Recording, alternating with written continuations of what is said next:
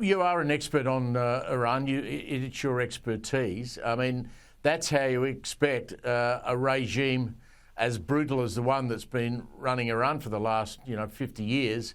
That's how they're going to act, aren't they? They're going to round up their own people who they might suspect might have helped out Israel or might be involved with Mossad or whatever.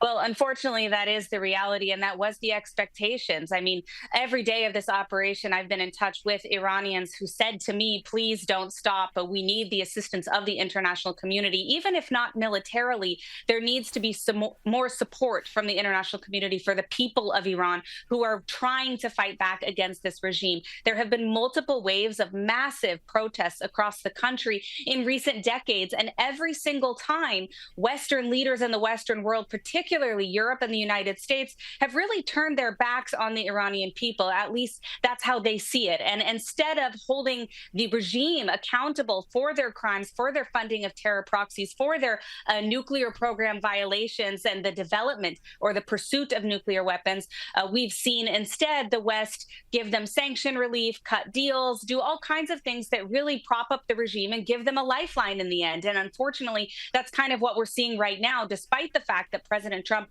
has previously been very strong when it comes to dealing with the Islamic regime.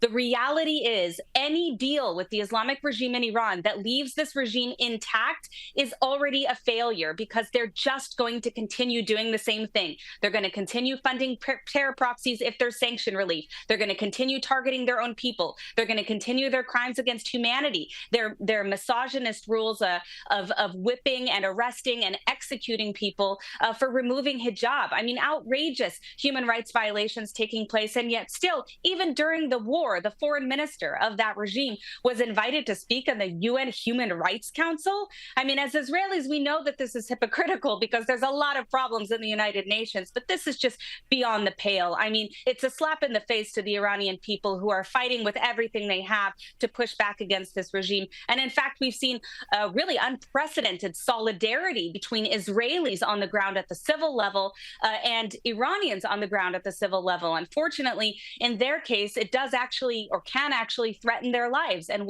we need international support to push back against this. We can only hope and pray for regime change. Emily Schrader, thank you very much for joining us there from Tel Aviv.